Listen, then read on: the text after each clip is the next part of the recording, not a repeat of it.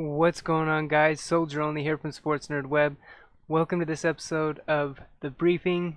Bear with me on this one. I'm actually battling a cold, so I'm definitely not feeling as good as I would like to.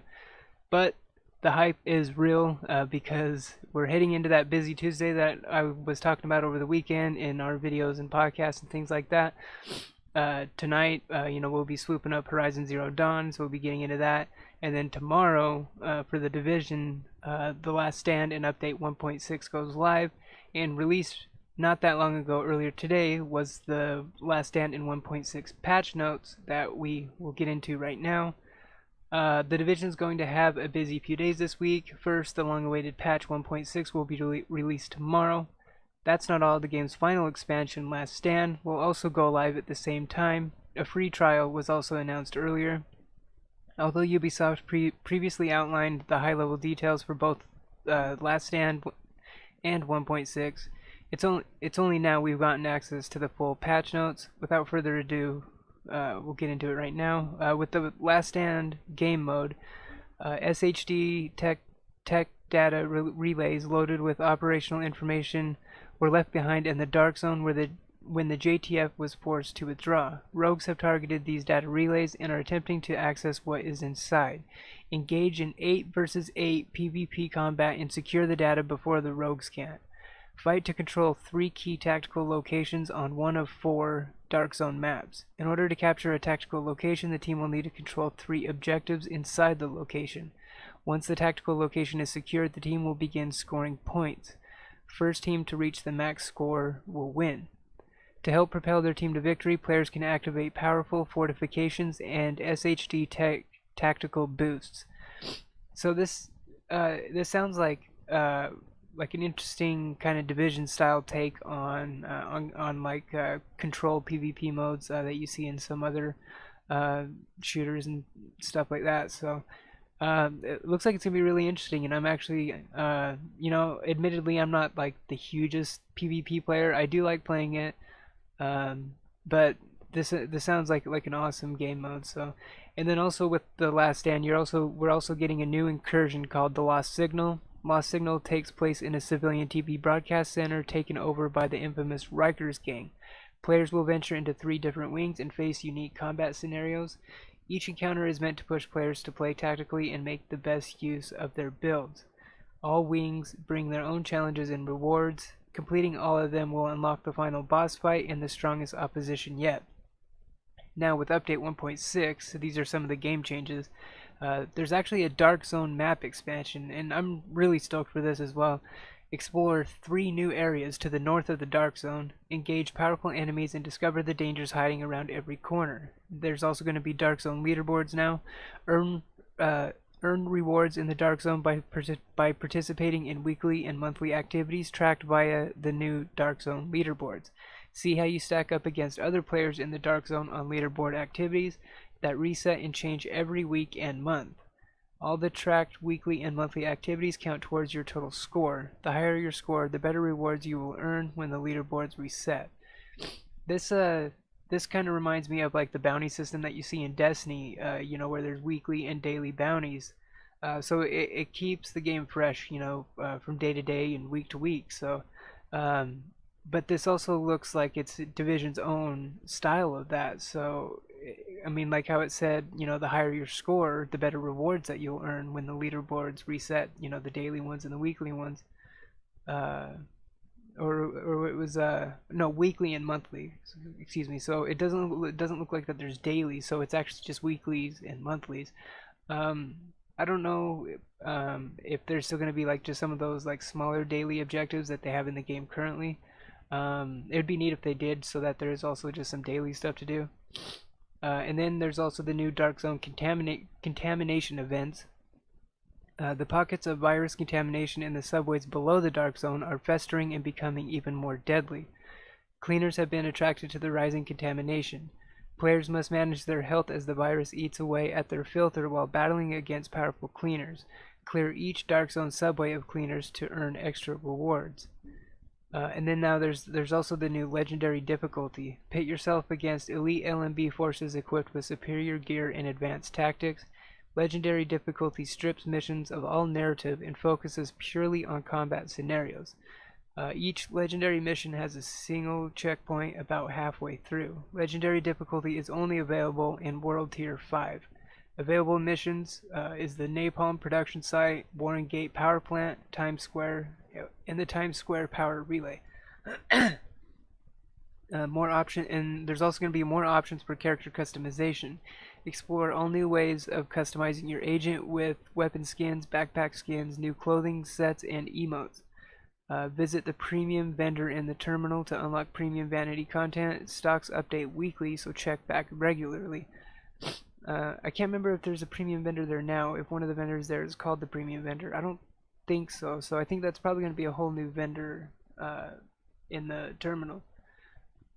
Yeah, so there isn't. Yeah, so that's the terminal. That's actually below the down where the underground and survival gates are. So it's going to be down in there.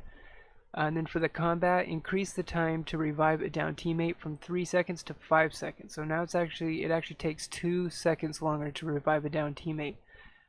Bleed no longer blocks sprint. Instead, it reduces movement speed by 20%. Additional applications refresh the timer. Medkits can now be used at full health and cleanse the character of all applied status effects. Hipfire stability has been significantly reduced when moving. Increased hipfire penalties. Weapon spread is now wider, while stability and recoil are also more impacted. Player camera will now be impacted by hipfire, reducing their field of view the longer they keep firing. There is now a short cooldown between each combat roll. Oh, so now you can't like spam the hell out of the combat roll, which a lot of people do. I see it happen, and I'm definitely guilty of it as well. But it doesn't say what the time frame is on that cooldown. It just says a short cooldown between each combat roll. Body shot damage has been slightly increased in PvP. This change does not apply to PvE. Headshot damage is unchanged. So it's just body shot damage in has been increased in PvP. Implemented visual feedback when an enemy player uses a medkit. The PvP damage multiplier has been set at 0.42. This applies to both Last Stand and the Dark Zone. Last Stand gear normalization for the gear pieces automatically increase to gear score 256. Main attributes, firearms, stamina, electronics will be increased to the maximum roll of the existing stat on each equipped piece. All bonuses included from gear and performance mods will be increased to their maximum roll. For the weapons, automatically increased to gear score 256. Talents unlocked based on the normalized main attributes. All bonuses, including from mods, damage, and attributes will be increased to their maximum roll. All players will be set to 35% armor mitigation value. This armor mitigation is affected by talents and skill buffs. Player talents, gear set bonuses, and weapon set bonuses function as normal. For the Dark Zone, players can now fast travel between Dark Zone checkpoints. Players will no longer lose Dark Zone experience and funds when killed in the Dark Zone if they are not rogue.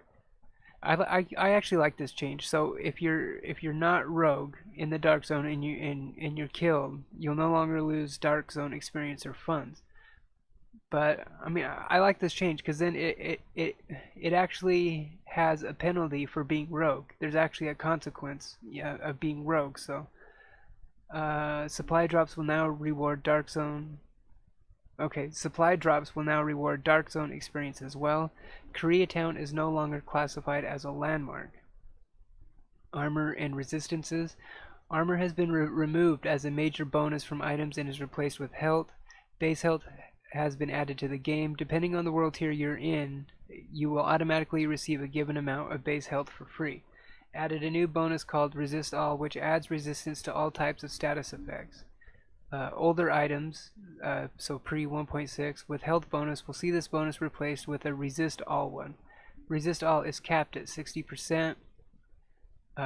Resistances to status effects will now reduce the effect instead of having a chance to resist it. This means that a 10% bleed resist will lower the bleed damage and duration by 10% instead of having a 10% chance to ignore it. When applied repeatedly in a short time, the player will naturally build up resistance to the status effect. In other words, status effects will now have diminishing returns when applied repeatedly to a player. If the player manages to build up 100% resistance to a status effect, they will resist it entirely. Gear Talents Rejuvenated now gives 40% resistance to all status effects for 10 seconds when using a medkit. And then just below this, there is a bunch. It's a bunch of stuff that they did to the gear stats. For all the different gear sets, there's they have like a minus or a plus or an equal in here, where a minus means that a bonus is removed, a plus indicates that a bonus has been added, and the equal means that the bonus remains the same. And it's like your damage to elites, damage from elites. So for instance, I mean you can get on this patch notes list is actually on VG247.com, so you can get on there and read all this part on it. But like just for instance, it looks like the damage to elite and the damage from elite, they remove those bonuses from the chest. It looks like certain pieces of armor aren't gonna have certain bonuses now, so it looks like that's been changed around. Yeah, so we'll have to see how this affects the meta of the game. Other changes to stats: enemy armor damage is now a major bonus and no longer a minor. Damage to elites is now a minor bonus and no longer a major. Damage from elite values have been halved. Pistol damage is doubled on gloves. Recalibration: if you character talents, skills, sticky bomb. Oh, so this is some of the changes to the skills. Changes to the skill power. The skill power curve has been modified, resulting in less efficient skills at low skill power and more efficient skills at high skill power. So it looks like they mess with the balance on the skill power effectiveness of it. Skills will now scale to the world tier you are currently in, as an expected skill power has been implemented. Diminishing return on skill power will not kick in before 450,000 skill power. All skills have been adapted to this new scaling. Skill haste gear bonuses have been increased by 100%, and skill haste now has a cap of 50%. For the sticky bomb, they changed the flashbang mod to have only a flashbang effect. Replace the proximity fuse mod with disruptor, which has an EMP effect. Its explosion radius has been increased to 9 meters. So the explosion radius for the sticky bomb has actually been buffed up to 9 meters now. Added warning and delay to sticky bomb. This means that sticky bombs, except for the disruptor, will no longer detonate immediately, but after some time. First aid: defibrillator will now heal in 2 steps. 1 instant burst of healing following by a heal over time. The booster shot damage mitigation bonus decreased by 50% from 15% to 7.5%. For the turret, the shock turret will no longer deal any damage and only shock the enemy. Yeah, that's a little weird. So I guess it shocks the enemy, so it will stun them. So they're unable to fight you. So then you can just put them down, I guess is probably the point of this. So it doesn't deal any damage. It only just like stuns the enemy. Base skill and active sensor range decreased from 35 meters to 25 meters. All mods except shock, base health reduced by 25%. Let's see here. All mods, the skill power impact on health reduced. Only thing done to the mobile cover: all mods, the base cooldown increased by 33%. So it looks like the cooldown is going to take a little bit longer for the mobile cover. Let's see. For the pulse, reduce impact of skill power on critical hit chance and critical hit damage.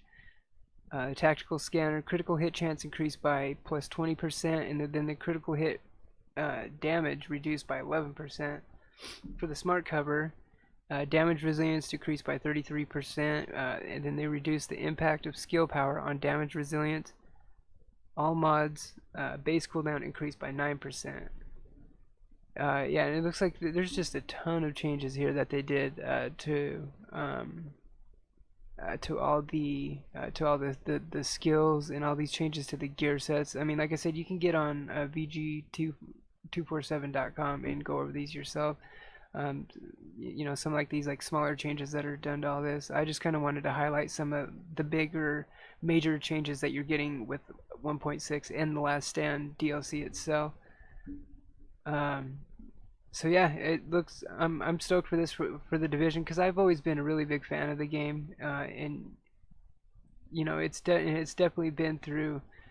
Uh, the Division has definitely been through its hard times. It saw what was it, like an 80 or 90% player base drop off, but Massive. I mean, a lot of developers can learn from what Massive has done. I mean, they pay so much attention to their community. They actually do podcasts and state of the games and these things like this. They're very open to the Division community about what they're doing, and about problem.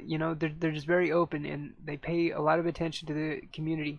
And Bungie with Destiny is the same way a lot. They really listen to the community, but the but what Massive has done with the Division is something to be commended because they've turned the game around. Once update 1.4 came, and then definitely with 1.5. And then definitely when the survival mode came as well, it definitely brought a lot of players back to the Division, and it's a lot of fun. The survival mode is really fun, and now I think with bringing the Last Stand PvP content update can bring a whole other group of players because survival was PvE, and then now with the Last Stand they have the PvP. So things are definitely looking up for the Division. Last Stand is actually supposed to be uh, the last DLC that they had scheduled, so it's gonna be interesting to see what comes in year two, if they're gonna plan anything else, or if after a while, after this releases, and then after this, after all this settles down, maybe we'll start hearing some stuff about the sequel to the Division, but that's probably definitely a long ways off. So, but yeah, like I said, just get on Google, search for the 1.6 patch notes, and you can go over all the rest of this. I mean, there is a lot of changes that they're doing with update 1.6. So I think the game is gonna have just a totally different feel to it. So it's definitely gonna be fun to dive into. So. But thanks for watching this episode of The Briefing. We will see you on the next one. If you liked the video, hit that thumbs up button, sub to the channel for more gaming content, and we will see you in the next one. Cheers.